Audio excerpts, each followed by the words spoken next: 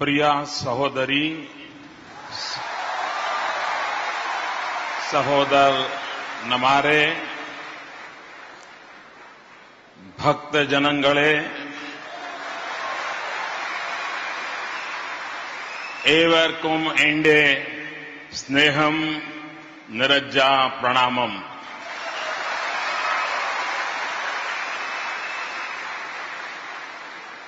നാന്യ ഇന്നു നിങ്ങളുടെ മുന്നിൽ വന്നു നിലംകുന്നത് ഗുജറാത്തിലെ മുഖ്യമന്ത്രി എന്ന നിലയിലോ ഒരു രാഷ്ട്രീയ പാർട്ടിയുടെ നേതാവ് എന്ന നിലയിലോ അല്ല.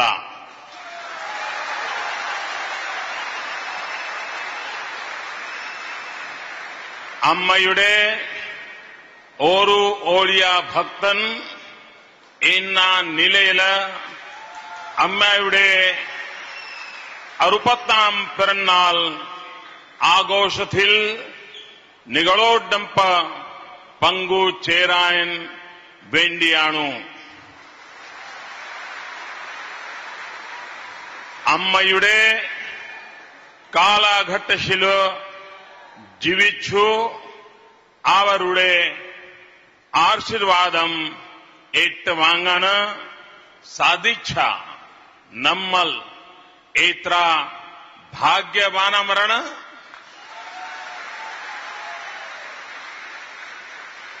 അമ്മയുടെ 60ാം പിറന്നാൾ ആഘോഷത്തിൽ നേരിട്ട് പങ്കുകൊള്ളാൻ അവസരം ഞാൻ എന്റെ ഭാഗ്യമായി കരുതുന്നു.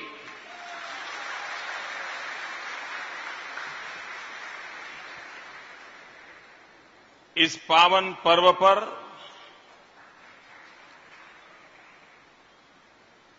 माता अमृतानंदमयी के चरणों में प्रणाम करता हूं. ഈ പവിത്ര ഉത്സവവേളയിൽ അമ്മയുടെ പാദപത്മങ്ങളിൽ ഞാൻ പ്രണമിക്കുന്നു. मंच पर विराजमान भिन्न भिन्न संप्रदायों के महानुभाव, വേദിയിലിരിക്കുന്ന ഭിന്ന ഭിന്ന സമ്പ്രദായങ്ങളിലെ മഹാത്മാക്കളെ, सामाजिक संगठनों के, सांस्कृतिक संगठनों के, राजनीतिक संगठनों के सभी वरिष्ठ महानुभाव, സാമൂഹ്യ സംഘടനകളുടെയും രാഷ്ട്രീയ സംഘടനകളുടെയും സാംസ്കാരിക സംഘടനകളുടെയും നേതാക്കന്മാരെ, और विशाल संख्या में पधारे हुए देश के कोने कोने से आए हुए सभी मां के भक्तजन, ഇവിടെ എത്തിച്ചേർന്നിട്ടുള്ള രാജ്യത്തിന്റെ നാനാഭാഗങ്ങളിൽ നിന്നും എത്തിച്ചേർന്നിട്ടുള്ള അമ്മയുടെ മക്കളെ, I have been closely watching the activities of Amrutanandamayi Mutt over last several years. It is a massive humanitarian organization. It covers so many activities like empowering women, disaster management, slum renovation, fighting hunger and disease, healthcare and nutrition, education, green initiatives. List goes and goes long and long. This is the work done by Amma. If you look at them closely, Amma is addressing what is relevant for 20th century. What government has to do, Amma is doing.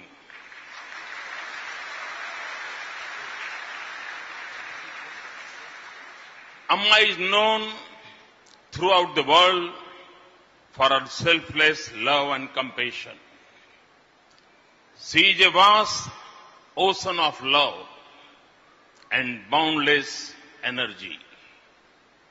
What has attracted me most is Amma's simple teaching through simple language.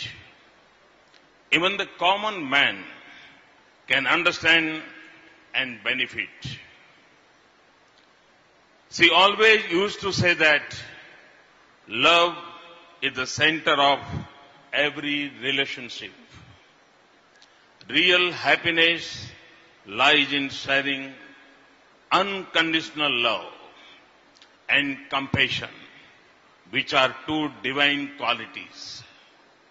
As you are all aware, Amma's entire life has been totally dedicated in weeping out the suffering of the poor, the downtrodden and deprived section of the society. Ancient Rishis have inspired us through their wisdom and teachings. They have shown us several methods of worshipping God, but one of the noblest and simple method of worshipping God is serving the poor,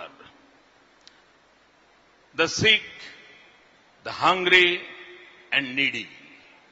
Amma feels that Manav Seva is Madhav Seva. In Amma's own words, we have learned to fly like birds and swim like a fish, but we have forgotten how to live like a human being. She also said, it seems we have to learn that skill. It is only possible if we will learn about ourselves. We have to subject ourselves to self-analysis. हमारे शास्त्रों में कहा गया है, गुरुनाम माता गरीयसी. നമ്മുടെ ശാസ്ത്രങ്ങളിൽ പറഞ്ഞിട്ടുണ്ട് ഗുരുക്കന്മാരിൽ അമ്മയാണ് ഏറ്റവും ശ്രേഷ്ഠ എന്ന്. लेकिन जब मां और गुरु दोनों में ही कुछ समाविष्ट हो तब वो अवस्था कितनी बड़ी होती है. പക്ഷേ ഗുരുവും അമ്മയും ഒരിടത്ത് തന്നെ പ്രത്യക്ഷമാകുമ്പോൾ ആ അവസ്ഥ എത്രയും ശ്രേഷ്ഠമായിരിക്കും. न मातुहु पर दैवतम. അമ്മയ്ക്കപ്പുറം വേറെ ദൈവതമില്ല. मां से विशेष कोई अवस्था होती नहीं है. അമ്മയേക്കാൾ ഉപരിയായ ഒരു അവസ്ഥയുമില്ല. आज मैं अम्मा के षष्ठी पूर्ति समारोह में आया हूं. അമ്മയുടെ ഈ ഷഷ്ടിപൂർത്തി സമ്മേളനത്തിൽ, ഈ ഉത്സവത്തിൽ ഞാൻ എത്തിച്ചേർന്നിരിക്കുകയാണ്. लेकिन मन की एक इच्छा कहने के लिए अपने आप को रोक नहीं पा रहा हूं. പക്ഷെ മനസ്സിലെ ഒരു ആഗ്രഹം പ്രകടിപ്പിക്കാൻ, അത് മറച്ചു വെക്കാൻ എനിക്ക് സാധിക്കുന്നില്ല. जब मां का शताब्दी समारोह हो उसमें भी मुझे बुलाया जाए. അമ്മയുടെ 100ാം പിറന്നാൾ ആഘോഷത്തിലും എന്നെ വിളിക്കണമെന്നുള്ളതാണ് ആ ആഗ്രഹം.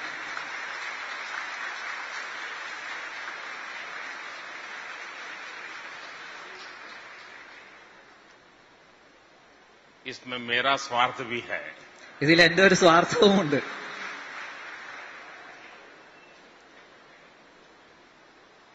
जन्मदिन बहुत मनाए जाते हैं. ജന്മദിവസങ്ങൾ ധാരാളം ആഘോഷിക്കപ്പെടാറുണ്ട്.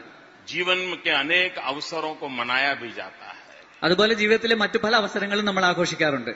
लेकिन ज्यादातर अवसर स्व के लिए मनाए जाते हैं. बहुत कम अवसर होते हैं जो समष्टि के लिए मनाए जाते हैं.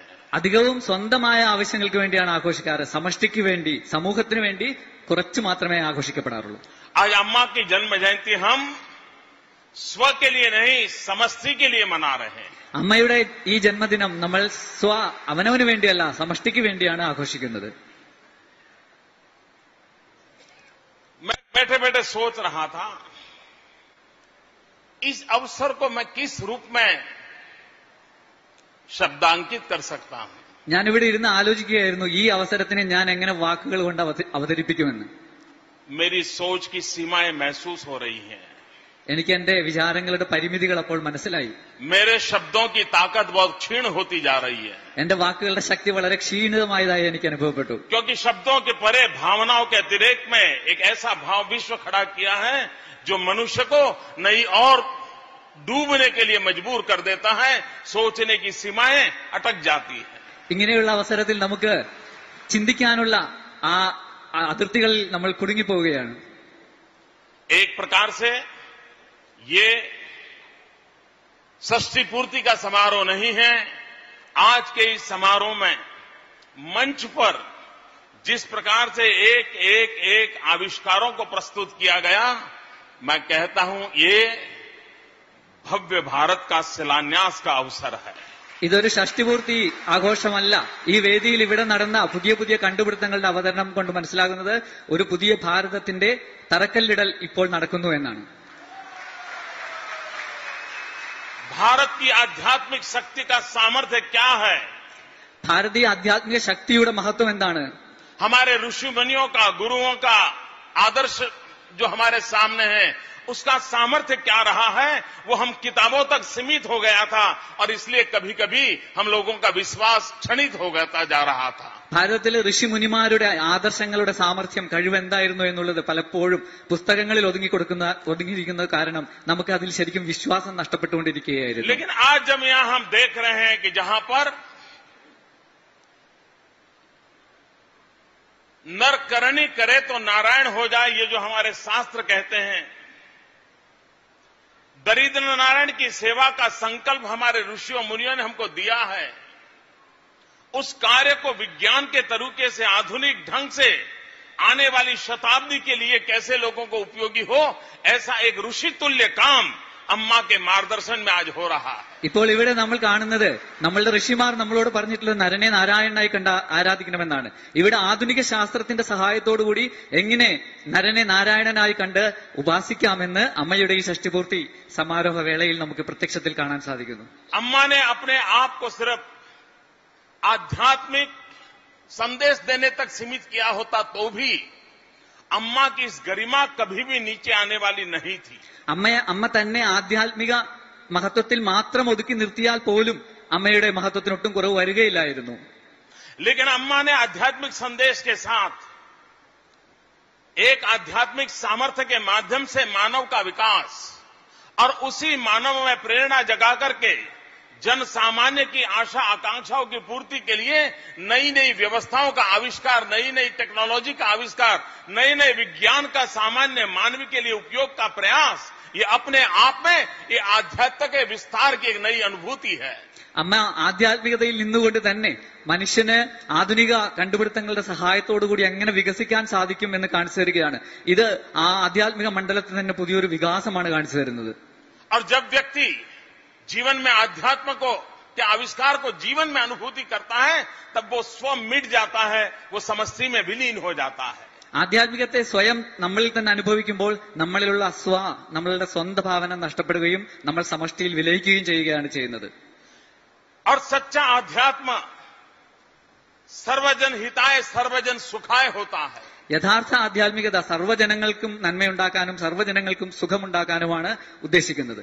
आज विश्व में अनेक आर्थिक चिंतनों की चर्चा होती है, इंक्लूसिव ग्रोथ की बातें होती हैं, गरीबों के कल्याण की बातें होती हैं, लेकिन कभी कभी हमारे ऋषियों मुनियों को स्मरण करें तो उनके दो वाक्य शायद मानव जात के लिए इससे बड़ा कोई मैनिफेस्टो नहीं हो सकता है.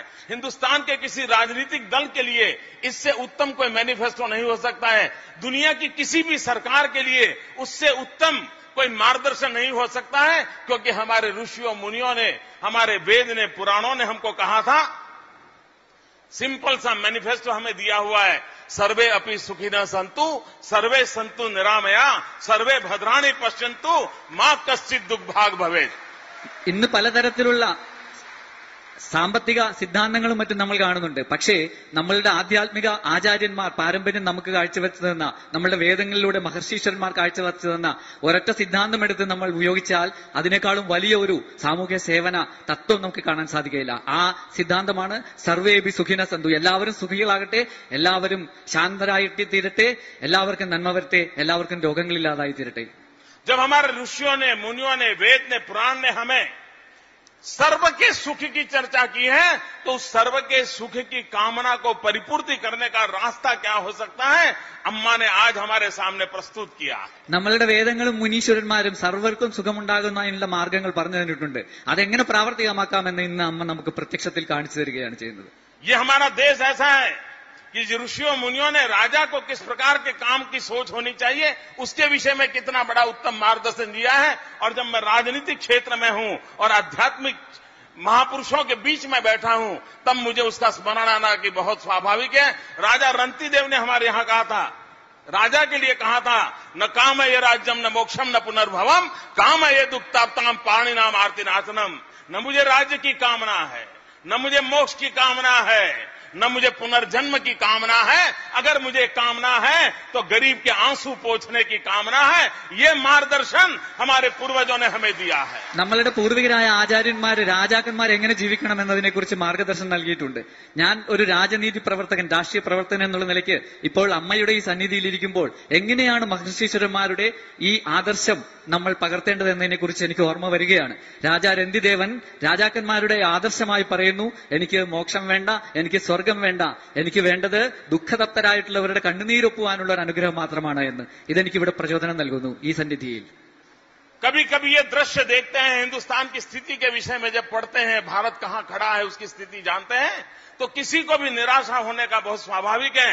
लेकिन मुझे निराशा नहीं होती है. ഭാരതത്തിന്റെ ഇന്നത്തെ അവസ്ഥയെക്കുറിച്ച് നമ്മൾ വായിക്കുകയും അറിയുകയും ഒക്കെ ചെയ്യുമ്പോൾ പലർക്കും നിരാശ തോന്നുന്നത് സ്വാഭാവികമാണ്. പക്ഷെ എനിക്ക് യാതൊരു നിരാശയും തോന്നുന്നില്ല. इतने निराशा के माहौल में भी मैं अनुभव करता हूं, यही 125 करोड़ हिंदुस्तान के हमारे भाई बहन, यही हमारी प्राकृतिक संपदा, यही हमारा सामर्थ्य, इसी के माध्यम से हम विश्व गुरु का स्थान प्राप्त कर सकते हैं. हम सदुर्द की नई ऊंचाइयों को इस भारत माता को ले जा सकते हैं.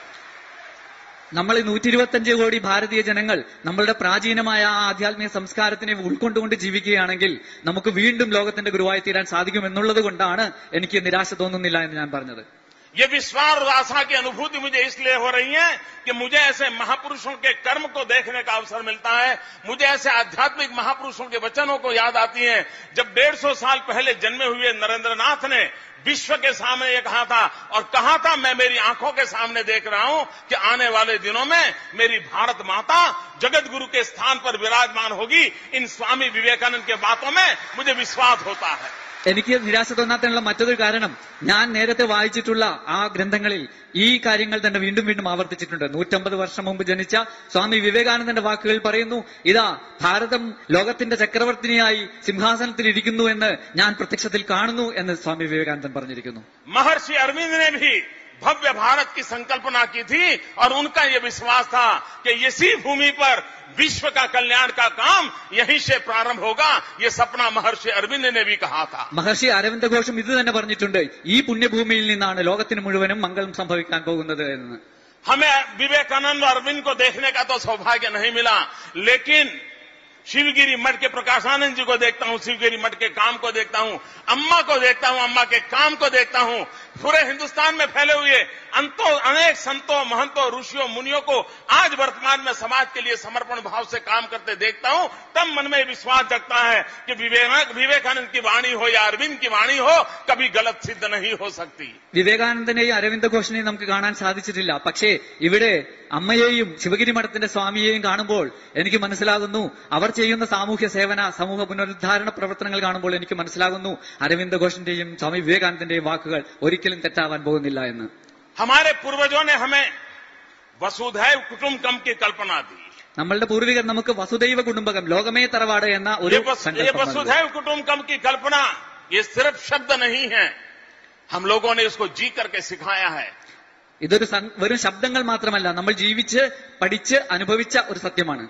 दुनिया के सामने दो दृश्य हैं, इसी सप्ताह के दो दृश्य देख लीजिए. ഈ ലോകത്ത് രണ്ട് ദൃശ്യങ്ങളുണ്ട്. ഈ ആഴ്ചയിലെ തന്നെ രണ്ട് കാര്യങ്ങൾ കാണുക. एक तरफ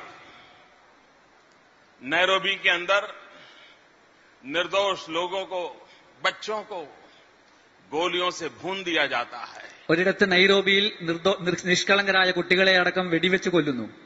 पाकिस्तान में पेशावर में चर्च पे हमला हो रहा है. പാകിസ്ഥാനിൽ പെഷ്വാറിൽ ചർച്ചിൽ ആക്രമണം നടക്കുന്നു. संडे की प्रेयर हो रही है. ഞായറാഴ്ചത്തെ भगवान यीशु को स्मरण करते हुए आंख में आंसू बहा करके प्रेम की गंगा का नाद करने वाले लोगों को भून दिया जाता है. ഭഗവാൻ ക്രിസ്തുവിന്റെ പേരിൽ പ്രാർത്ഥിച്ച് കണ്ണുനീരൊഴുക്കിയിരുന്നവരെ വെടിവെച്ച് കൊല്ലുന്നു. आज जम्मू कश्मीर के भीतर, जम्मू रीजन में हमारे सिपाहियों को गोलियों से भून दे रहे हैं आतंकवादी। आज सुबह सुबह खबर मिली अनेक लोगों ने हमारे जवानों को मार दिया रहा है। നമ്മുടെ രാജ്യമായ നമ്മുടെ ഭാഗമായ ജമ്മു കാശ്മീരിൽ ആതങ്കവാദികൾ, തീവ്രവാദികൾ, ഭീകരവാദികൾ രാജ്യരക്ഷ ചെയ്തുകൊണ്ടിരിക്കുന്ന സൈനികന്മാരെ വെടിവെച്ച് കൊല്ലുന്നു. ഇന്ന് രാവിലത്തെ പത്രത്തിൽ തന്നെ അങ്ങനെയുള്ള വാർത്ത വന്നിട്ടുണ്ട്. एक तरफ खून की नदियां बह रही हैं और दूसरी तरफ ये जगह देखिए जहां प्रेम की गंगा बह रही है. ഒരിടത്ത് രക്തപ്പുഴകൾ ഒഴുകുന്നു, മറ്റൊരിടത്ത് നോക്കുക പ്രേമത്തിന്റെ ഗംഗ ഒഴുകുന്നു. यहां पर जीवन की रक्षा की चिंता हो रही है. ഇവിടെ ജീവിതം രക്ഷിക്കുന്നതിനെ കുറിച്ചുള്ള ചിന്തയാണ് ഉള്ളത്. यहां पर मनुष्य को सुरक्षा के लिए, संकल्प के लिए आविष्कार हो रहे हैं. ഇവിടെ മനുഷ്യന്റെ സുരക്ഷയ്ക്ക് വേണ്ടിയുള്ള സങ്കല്പത്തോടുകൂടിയുള്ള കണ്ടുപിടുത്തങ്ങളാണ് നടക്കുന്നത്. यहां पर विश्व में पहुंचे हुए हिंदुस्तान मूल के नौजवान जिन्होंने कुछ न कुछ शिक्षा दीक्षा पाई है, उनको अम्मा प्रेरणा देकर के कहती हैं, इस धरती पर पुकार रही आपको, हिंदुस्तान वापस आइए, अम्मा के द्वार पे आइए, आपकी बुद्धि का, शक्ति का, ज्ञान का, विवेक का उपयोग कीजिए और मानव जात के कल्याण के लिए नए आविष्कार कीजिए. और दुनिया से लोग आ रहे हैं. നമ്മുടെ നാട്ടിൽ നിന്ന് വിദേശങ്ങളിൽ പോയി വിദ്യാഭ്യാസ സമ്പന്നരായ ബുദ്ധിമാന്മാരായ ആൾക്കാരെ അമ്മ ഈ നാട്ടിലേക്ക് തന്നെ തിരിച്ചു വിളിക്കുന്നു. അമ്മ തന്നെ അവസരം ഒരുക്കി കൊടുക്കുന്നു. നിങ്ങളുടെ ബുദ്ധിയും ശക്തിയും സാമർഥ്യവും കഴിവും എല്ലാം നമ്മളുടെ തന്നെ രാജ്യത്തിന്റെ പുരോഗതിക്കായി ഉപയോഗിക്കൂ എന്ന് അമ്മ ആഹ്വാനം ചെയ്യുന്നു. അതിന് അവസരം ഒരുക്കി കൊടുക്കുന്നു. भारत के आध्यात्मिक चिंतन में सर्वजन हिताय सर्वजन सुखाय, इस मंत्र में कितना सामर्थ्य है.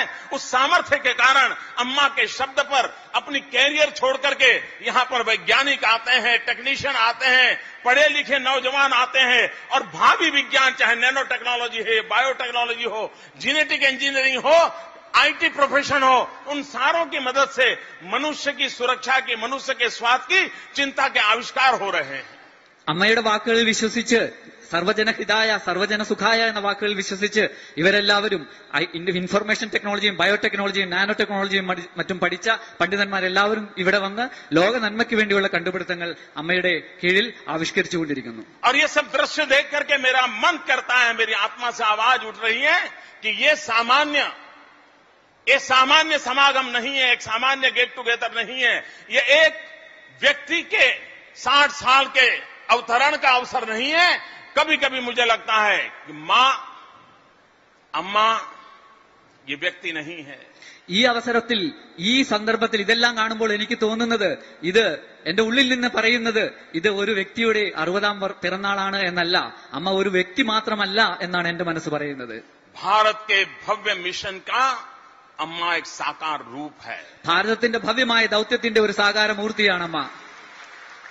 करोड़ों गरीबों की आशा आकांक्षाओं की पूर्ति का अम्मा एक साकार रूप है. കോടിക്കണക്കിന് സാധാരണക്കാരായ ദരിദ്രരായ മനുഷ്യരുടെ ആഗ്രഹങ്ങളുടെയും അവരുടെ അഭിലാഷങ്ങളുടെയും സാകാരമൂർത്തിയാണ് അമ്മ. मानव सेवा के माध्यम से माधव सेवा करने का संकल्प करने के लिए प्रेरित करने वाला एक ऐसा अमृत धारा है जो जीवन को पुलकित कर देती है. അമ്മ മനുഷ്യ സേവ ചെയ്ത് ഈശ്വരനെ സേവിക്കുവാൻ ആഹ്വാനം ചെയ്യുന്ന ആ സന്ദേശത്തിന്റെ ഒരു അമൃതധാരയാണ്, നമ്മളെല്ലാം കുളിര് കൊള്ളിക്കുന്ന ഒരു അമൃതധാര. और यही आध्यात्मिक चेतना है, यही आध्यात्मिक सामर्थ्य है, यही आध्यात्मिक परंपरा है जो वेद से विवेकानंद तक हमने अनुभव की है. वो मां अम्मा के माध्यम से आज हम विश्व तक पहुंचाने का हमें सौभाग्य मिला है. ഇതാണ് നമ്മളുടെ ആധ്യാത്മിക പരമ്പര, വൈദിക പരമ്പര. വിവേകാനന്ദ സ്വാമികളിൽ എത്തിച്ചേർന്ന പരമ്പര ഇതാണ്. ഇപ്പോൾ അമ്മയിൽ എത്തി നിൽക്കുന്ന ഈ ലോകം മുഴുവൻ വ്യാപിച്ചുകൊണ്ടിരിക്കുന്ന പരമ്പരയും ഇത് തന്നെയാണ്. दुर्भाग्य से कभी कभी हम लोगों ने, लॉर्ड मैकालो की शिक्षा से पढ़े लिखे लोगों ने, हमारे संतों को, ऋषियों को, मुनियों को, हमारी परंपराओं को हमने बहुत ही नकार दिया है. हमने उनके विषय में यही सोचा है, ये तो मठ मंदिर चलाते हैं, अपने आश्रम चलाते हैं, मौज मस्ती सी जिंदगी गुजारते हैं. लेकिन हम अनुभव से कह सकते हैं, हिंदुस्तान की परंपरा रही है. हमारे ऋषियों ने, मुनियों ने अपना जीवन हमेशा समाज के लिए बिताया है, समाज के कल्याण के लिए लगाया है. उससे बड़े कोई मिशनरी नहीं हो सकते हैं. ये परंपरा आज से नहीं, हजारों साल से चल रही है. മെക്കാളയുടെ വിദ്യാഭ്യാസത്തിൽ വളർന്നു വന്ന നമുക്ക് നമ്മളുടെ പരമ്പരകളെ, മഠസ്ഥാപനങ്ങളെയും ക്ഷേത്രങ്ങളെ സ്ഥാപിക്കുന്നവരെയും എല്ലാം തെറ്റിദ്ധരിച്ച് നമ്മൾ അവരെ അവഗണിക്കുന്ന ഒരു അവസ്ഥയിൽ എത്തിച്ചേരുന്നു. പക്ഷേ വാസ്തവത്തിലുള്ള നമ്മളുടെ പരമ്പര അതല്ല. നമ്മളുടെ പരമ്പര ത്യാഗത്തിന്റെയും ലോക സേവനത്തിന്റെയും പരമ്പരയാണ്. जो लोग भारत के इतिहास से परिचित है, अगर हम इतिहास के झरोखे की ओर देखें तो 1857 का स्वातंत्र संग्राम दे या 1947 में भारत की आजादी का कालखंड देखें, इस सारे कालखंड में 150 वर्ष के कालखंड में हम पाएंगे कि हमारे संतों ने, महंतों ने, भक्तों ने, महापुरुषों ने समाज चेतना का एक वातावरण बनाया था। चाहे महर्षि दयानंद सरस्वती देखें, चाहे स्वामी विवेकानंद देखें, चाहे स्वामी श्रद्धानंद देखें, अनेक गिनित नाम है। हिंदुस्तान के हर कोने में कोई न कोई महापुरुष पैदा हुए। उसने भारत में आध्यात्मिक सामाजिक चेतना की अविरत ज्योत चलाई। किसी ने 30 साल, किसी ने 50 साल, किसी ने 100 साल, और उसके कारण भारत के आजादी के आंदोलन की एक पीठिका तैयार हुई। 1857 ഒന്നാം സ്വാതന്ത്ര്യ സമരത്തിന് ശേഷം 1947 നമ്മുടെ സ്വാതന്ത്ര്യ സമരം വരെയുള്ള ചരിത്രം നോക്കിക്കഴിഞ്ഞാൽ സ്വാമി ശ്രദ്ധാനന്ദനും സ്വാമി ദയാനന്ദനും സ്വാമി വിവേകാനന്ദനും അങ്ങനെയുള്ളവരെല്ലാവരും തയ്യാറാക്കിയ ഒരു പശ്ചാത്തലത്തിലാണ് ഭാരതത്തിന്റെ സ്വാതന്ത്ര്യ സമരത്തിനുള്ള ആവേശം ഉൽപ്പന്നമായതെന്ന് നമുക്ക് കാണാൻ സാധിക്കും. ഒരു 150 വർഷത്തെ ചരിത്രം നമുക്ക് ഇതിന് സാക്ഷ്യം വഹിക്കുന്നുണ്ട്. हमें स्कूल कॉलेज में भक्ति युग का कालखंड इतना ही पढ़ाया जाता है, लेकिन बारीकी से देखे तो वो समाज चेतना का कालखंड था। समाज में आजादी के लिए ललक पैदा करने वाली, आत्मसम्मान पैदा करने वाली, आत्मगौरव पैदा करने वाली एक सांस्कृतिक मूवमेंट थी। और उसके कारण इन संतों महंतों ने जो पीठिका तैयार की, उसी के कारण भारत ने स्वराज्य का आंदोलन सफलतापूर्वक आगे बढ़ाया था. ഇതൊരു ഭക്തിയുഗമാണെന്ന് നമ്മൾ ക്ലാസ്സുകളിൽ സ്കൂൾ പാഠപുസ്തകങ്ങളിൽ പഠിക്കുമായിരിക്കും. പക്ഷേ ഇത് നമ്മളുടെ ആന്തരിക ചേതനയെ ഉണർത്തുന്ന ആധ്യാത്മിക ചൈതന്യത്തിന്റെ ഒരു യുഗമായിരുന്നു. ഈ ഒരു പാരമ്പര്യമാണ് നമ്മളുടെ സാമൂഹ്യ ജീവിതത്തിൽ പുതിയ ഉണർവ് കൊണ്ടുവന്നത്. मैं विश्वास से कहता हूं कि जिस प्रकार से 1857 के स्वातंत्र्य संग्राम की पीठिका संतों ने तैयार की, जिस प्रकार से आजादी के आंदोलन की पीठिका संतों ने तैयार की, आने वाले दिनों में जब हिंदुस्तान अपने 75 वर्ष आजादी के मनाएगा तब, या हिंदुस्तान अपनी आजादी की शताब्दी मनाएगा तब, यह देश गौरव के साथ जब खड़ा होगा तब इतिहास को इस बात को लिखना पड़ेगा कि यही संतों महंतों ने उस पीठिका को तैयार किया है, जो पीठिका आत्मगौरव साथ के साथ दिव्य और भव्य भारत के निर्माण की नींव रख रही है. ഈ ചരിത്രം തന്നെ മുന്നോട്ട് പോകും. ഈ 150 വർഷങ്ങളിൽ നടന്ന സ്വാതന്ത്ര്യ സമരത്തിന് മുമ്പുള്ള ചരിത്രം തന്നെ മുന്നോട്ട് പോകും. ഇനി നമ്മുടെ ഭാരത സ്വാതന്ത്ര്യത്തിന്റെ 75ാം വാർഷികവും 100ാം വാർഷികവും ആഘോഷിക്കുമ്പോൾ അമ്മയെ പോലെയുള്ള ഈ മഹാത്മാക്കളാണ് ഭാരതത്തിന്റെ അടിത്തറ ഉണ്ടാക്കിയത് എന്ന് നമുക്ക് ചരിത്രത്തിൽ പഠിക്കാൻ സാധിക്കും. आज हिंदुस्तान के हर कोने में कोई न कोई संत द्वारा, कोई न कोई महंत द्वारा, कोई न कोई ऋषि मुनि द्वारा, कोई न कोई तपस्वी द्वारा समाज चेतना का यज्ञ चल रहा है. ये समाज चेतना का यज्ञ आने वाले 40 साल में हिंदुस्तान को भव्य और दिव्य बनाने के लिए एक बहुत बड़ी सामर्थ्यवान शक्ति खड़ी कर रहा है, और उसका एक जिंदा जी रूप मुझे आज इस अवसर पर देखने को मिल रहा है. നമ്മളുടെ ഭാരതത്തിൽ ഇന്ന് ഓരോരോ കോണുകളിലും വിവിധ ആധ്യാത്മിക ആചാര്യന്മാർ ശക്തമായി ആധ്യാത്മിക ചേതനയെ മനുഷ്യ മനസ്സിൽ ഉണർത്തിക്കൊണ്ടിരിക്കുകയാണ്. ഇതാണ് നമ്മളുടെ ഭാവിയിലുള്ള ശക്തി. ഈ ശക്തിയുടെ ഒരു പ്രത്യക്ഷ രൂപമാണ് എനിക്കിപ്പോൾ എന്റെ മുമ്പിൽ കാണാൻ സാധിക്കുന്നത്. और ऐसे अवसर पर मैं अम्मा के चरणों में प्रणाम करता हूं, और मुझे विश्वास है कि हम जब उनकी शताब्दी मनाएंगे तब ये भारत दिव्य और भव्य का रूप साकार कर चुका होगा. और भव्य दिव्य भारत के उस दिनों में अंदर हम मां अम्मा की शताब्दी मनाने का भी अवसर मनाएंगे, और वो अवसर परमात्मा हमें देगा. इसी परमात्मा को प्रार्थना करते हुए मैं मेरी वाणी को विराम देता हूं. अम्मा को प्रणाम करता हूं, पूज्य प्रकाशानंद जी को प्रणाम करता हूं, मंच पर बैठे हुए सभी संप्रदाय के महानुभावों को प्रणाम करता हूं, और इतनी बड़ी संख्या में आए हुए मानव सेवा से माधव सेवा के काम में लगे हुए आप सबको वंदन करते हुए मैं आप सबको प्रणाम करता हूं. അമ്മയുടെ 100ാം ജന്മദിനം